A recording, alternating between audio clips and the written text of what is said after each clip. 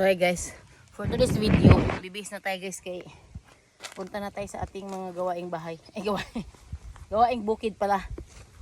So dito tayo sa aming kalamansian nga matagal na to, matanda na to.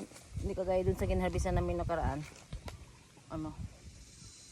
So kailangan nating magbihis ng ating uniform. Of course, hindi lang yung mga nag-o-opisina ang nag-uniform. So, tayo din na mga farmers dapat mag-uniform. Char. Hindi, kasi kailangan jacket ka rin, may pants ka rin kasi may init. So ayan guys, kailangan natin gawin to para sa ating kinabukasan. Ay naku, my gosh. So yun ang kagandahan kapag meron kang tanim, kahit mura lang, at least may makain ka. Kasi sa bukid, sinasabi ko sa inyo, pag hindi ka kumilos, wala nga ka rin. Wala kang itinanim, wala kang aanihin. So yun lang, ay baliktad, hindi tama. So kailangan ng uniform natin guys. Ito yung uniform natin. Kailangan maglagay ka nito kasi mainit. Tsaka para hindi masira ang ating face lock. So yung asawa ko nandoon na. Ako na lang muna ang nahuli. So ito. Plus kalo guys para sombrero. Para hindi tayo okay. Yan. So, outfit check. Outfit check. Medias on, pants on, jacket on, hat on, and ito on. So, ayan guys. So, may baon tayong payong pagka umulan. May extra shirt, tsaka payong. May payong tayo guys kasi pag umulan, syempre, ayun nating magkasakit. May sakit ka na nga eh. Paulan-ulan ka pa. Diba? So, ganyan talaga ang buhay guys. So ito iwan natin dito kasi pag napuno yung ating isang sabakan at babalik tayo dito. Sabit lang muna natin nandito ang ating baon guys, ang ating mga kayamanan sa buhay. Ang kailangan tubig, yan. So ayan pa. Wala, ano pa pala kailangan nating i-on ang ating sabakan. So plus net bag. So as of now, I'm not really happy though. Sure. Kasi ang mura ng kalamansi. Alam mo bang magkano na lang kilo on 10? Nagdumaan kahapon nga 9. So ayan guys. Ito kailangan i-on natin ang ating lagayan. So ayan guys. So ito dalhin natin doon para mamaya hindi tayo babalik-balik agad. And then this one is panungkit. So you need to have this. So kitin mo ganito guys. So ayan o. Look at that. Yan. Kapag mataas na kasi, kailangan ng panungkit. So doon sa taas, I need panungkit. Kasi mataas na siya. So ayan guys, let's go to my farm. So kahit pa paano, kahit mura lang, basta tanim mo. So hindi ka na magbabayad kung ikaw ang mag-harvest. Kasi mura na nga lang, magpapa-harvest ka pa, wala na talagang maging sayo. So ayan guys, that's our view here. So ito ay ang aming luma na ay matanda na nga kalamansian. So dito tayo mag-harvest for today's video. So medyo mababa pa, so hindi mo kailangan ng panungkit. So malalaki na siya guys. Oh. Wala kasi akong tripod sa mga gustong magbigay ng tripod dyan. Bigyan mo naman ako yung mataas ba. Mahal kasi. Ano naman, mura ang kalamansi. Wala tayong mabili. So ayan guys. Kailangan minsan talagang na-stress ako. Alam mo yun yung, syempre wala kang, alam mo yung pera dito sa ating, sa probinsya kapag magsasaka ka lang. Hindi, hindi palagi. So, kailangan tipid-tipid din pag may time. Pero, syempre, alam mo naman, mahal na ang lahat. So, kailangan tsaga-tsaga. Although may masakit sa katawan ko, syempre masakit. May cancer nga ako, di ba? Pero kaya naman, pero pag hindi ko talaga kaya na like other day, pinagpahinga ko syempre. Yun lang naman isa lang naman ang ating buhay. Binigyan na tayo ng pagkakataon na mabuhay ulit. Malagpasan ang lahat ng mga kanseran dyan. Stage 4, di ba? So, di hamak yung pinagdaanan ko. Pero, salamat sa Diyos at dati talaga iniisip ko hindi na ako makapag-harvest, Hindi ko na magawa yung, kasi ito yung masaya, masaya ako talaga dito. Although syempre maganda ang syudad. Kasi madali ang pera. Masaya, daming tao. Mabilis kumita ng pera doon kasi every arawan ka kasi hindi masyadong mainit. Kahit katulong lang ako doon sa Maynila or sa ibang bansa, at least hindi masyadong mainit. Stress man, pero syempre iba ang stress kapag layo sa pamilya. Kahit hindi mahirap ang trabaho. Dito kasi mainit. Syempre kailangan ng lakas mo. So ayan guys, ang lalaki guys, ayan. So yan, kailangan natin ang panungkit. Oo, pero hindi pa ako dito. Ayoko munang umakyat. So ang style ko kasi guys, kapag mayroon pang maraming bunga sa ibaba ng puno, hindi mo na ako aakyat kasi mas marami kang makuha kapag nasa baba ka eh. Siyempre, 2 kamay ang ginagamit mo. Kasi mababa eh. So ngayon, isa lang kasi naghawak ako ng video. Wala akong tripod guys eh. Baka bigay naman. So yun lang. So ito hawakan natin lagay. So ganyan. So sa ilalim ng sikat ng araw, ay ang magsasaka ay ganun talaga. O tapos minsan uulan. Alam mo yun. So, ganyan ang buhay.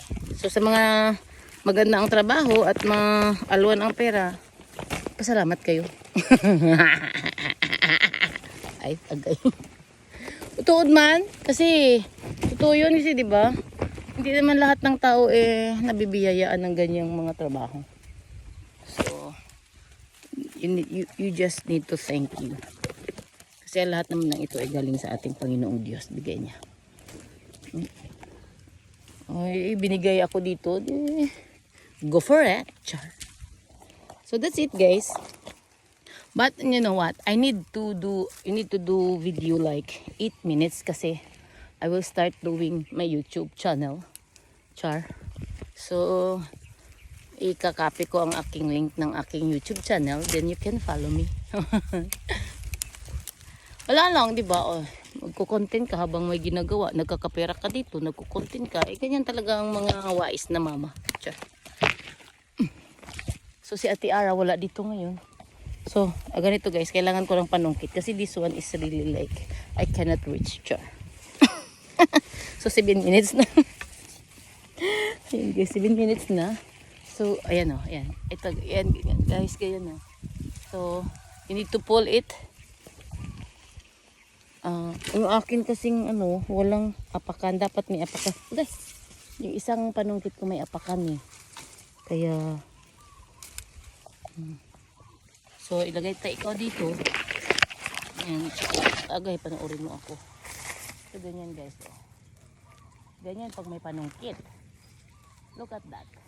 Lalaki. Kaya dito ako nag-harvest kahit mataas kasi nga lalaki na, malapit na siyang mahinog. So, ayan.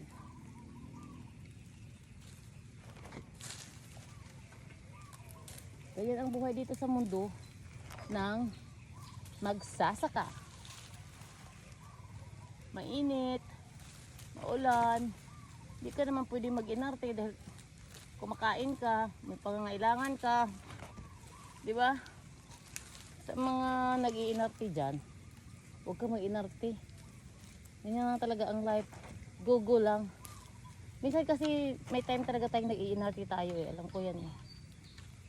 Kaya tamad.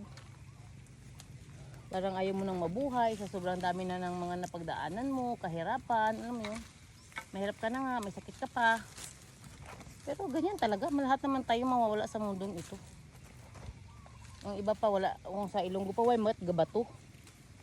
Way mat gabato, dis kalibutan. I-enjoy mo lang kung anong meron ka. So ganyan guys, ganyan ang everyday kapag ka araw-araw may nag-o-order. So kung maraming bunga ang kalamansi mo, marami kang ma-harvest. Ganyan talaga. So ang kilo ngayon guys ay mura, napakamura ng kilo. So tag 10 na lang. Kung harvestan mo, pahati na lang kayo sa mga nagha-harvest. Wala. Ikaw na lang.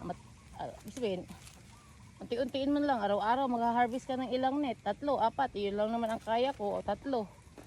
Maraming bunga, magiging 5, 4. Kasi iba ang bilis ng maraming bunga ang ano mo tsaka mababa ang puno kaysa ganitong malalaki na. Kasi siyempre awat. Ibig sabihin, ano siya? Kailangan ng maraming efforts. So tapos na ang ating video dahil 10 minutes na. Kailangan daw kasi 10 minuto. Sa ating YT. So ayan guys.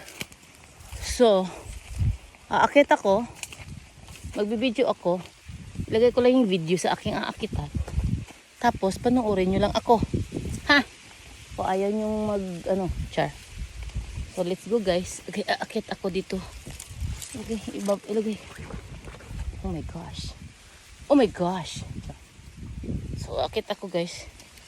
Dito ka lang sa puno ng So dyan ka lang guys ha. Okay. So doon ako sa kabila guys kasi.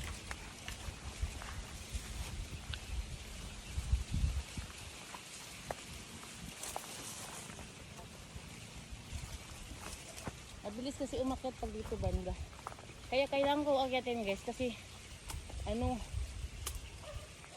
malayo. So dyan ka lang guys. Just look at me. Look and listen. So, kailangan natin ng panungkot sa taas. Malalaki na kasi siya dito eh. Sayang, aragay. Sayang guys kung hindi makuha. Nahihinog. So, inyong kaalaman, aragay. Pag hinog na ang kalamansi, walang bumibili. Aragay. Ouch. Oo. Aragay. Pag hinog na siya, ano na siya? Walang bumibili guys, kaya kailangan, green pa lang. Nakuha mo na. Eh, ito, lalaki na eh. Kailangan na talaga siyang kunin. So, pwede hagbong lang ha. Kasi mahagbong ko, agoy. Silan. Saan na lang ang atong kagwapahan, ani. So, ayan guys, nakahanap ako ng pwesto. So, gagawin ko, mahila-hila. Ako di sa mga sanga. Ayan, mani, mani. Laon mo lang ang sanga. Para mapalapit sa imo. Pag ma-harvest mo yung duro-duro, kadalag ko. Malapit na kasi siya mahinog. So, it's magiging hindi na siya mabibenta kapag hinog na. Sayang din. Although maraming bunga yung sa kabila namin kalamansian guys. Marami talaga siya, as in maraming bunga. Pero hindi ko siya, harvestan na rin kasi namin doon. So, hindi na siya malalaki, hindi pa siya mahihinog. Eh dito kasi, malapit na mahinog eh. Kaya I need to do it. Yung asawa ko, ayun ko saan na yun. Sa baba. Nauna kasi siya eh. Makyatin yun, sure. Siya kasi naakyat dito. Dun sa baba. Taas masyado dun sa baba eh. Kaya dito lang ako sa taas. So ayan guys. Pag medyo mabigat na yung ating sabakan, ibig sabihin yung ating sakong dala-dala. Yan. Lalaki. Ganda. Ang sarap kasi harvestin. Gusto ko mag-harvest kapag ganito malalaki. Kasi sasadyahan ako ba. So, ganyan lang ang buhay. Huwag lang sumuko. So, yung anak ko ngayon ay wala sa bahay. Si Ate Ara, ang may special baby. Ando siya kay Ate Joris for today's video. Tumama siya kagina. Daling araw. Sunduin siya mamaya. So, walang tao sa bahay. At ganyan lang guys. Be thankful na lang may na-harvest kami kung paano, diba? Although mahirap because that's life. Yan talaga ang buhay ng magsasaka ng langga. Kaya ano pang reklamo mo dyan eh, hindi ka binigyan ng gandang. Kaya sa mga may mga masasarap ang buhay, lalo na sa mga mayayaman talaga, enjoy at maging mabuting tao, biskan daw mo kwarta at gayahin yung ibang itinutulong nila yung ibang pera nila sa ibang tao kasi dito lang naman yan sa mundo. Life is too short, just enjoy it. Kahit pahirap, Wala ka mang choice eh. Bakit? Pag mag-iiyak ka ba dyan? Pag magmumurasyon ka ba dyan? Sisihin mo ang Diyos, may mangyayari sa buhay mo? Wala. Ikaw din mismo. Wala eh, binigay tayo sa ganitong sitwasyon. Panindigan mo, andito ka na. Diba? Pag nang ano, kahit pa paano, itong mga to, biyaya to eh. May bunga ang mga tanim mo. Ito tagay hinihingi ko sa Diyos eh. Na pabungahin niya lang yung aming mga tanim. Pinaghirapan din naman namin yan eh. Tanim, alagaan. So ito yung hinihingi ko na pagbungahin niya. Yun nga lang, syempre. Mura lang, nagkataon nga mura. Maraming bunga pero mura. Pero kahit pa paano, kaysa mura na nga, wala pang bunga, wala ka talagang makuha. Ganyan na talaga ang life. Life is like that.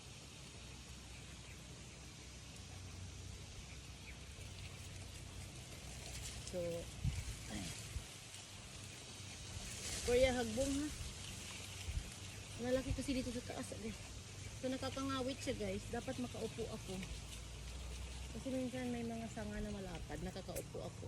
Ngayon di ako nakakaupo. Well, let me see. Makaupo ako din. Let me check.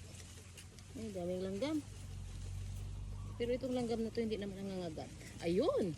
So nakaupo. Agay. Agay. So nakaupo ako guys. Ay. Agay. Pero maraming langgam yung inuupuan ko. Huwag ka lang pumasok sa pakingkay ko ha. So that's it.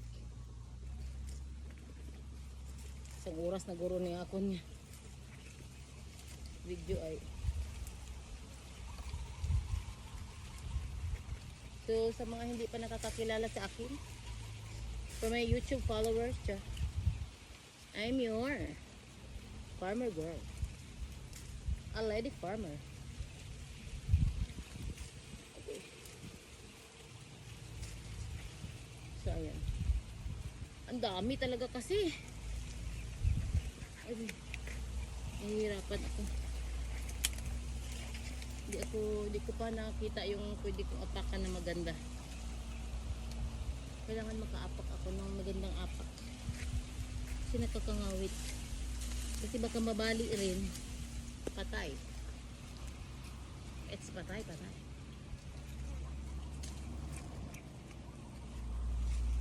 Patay.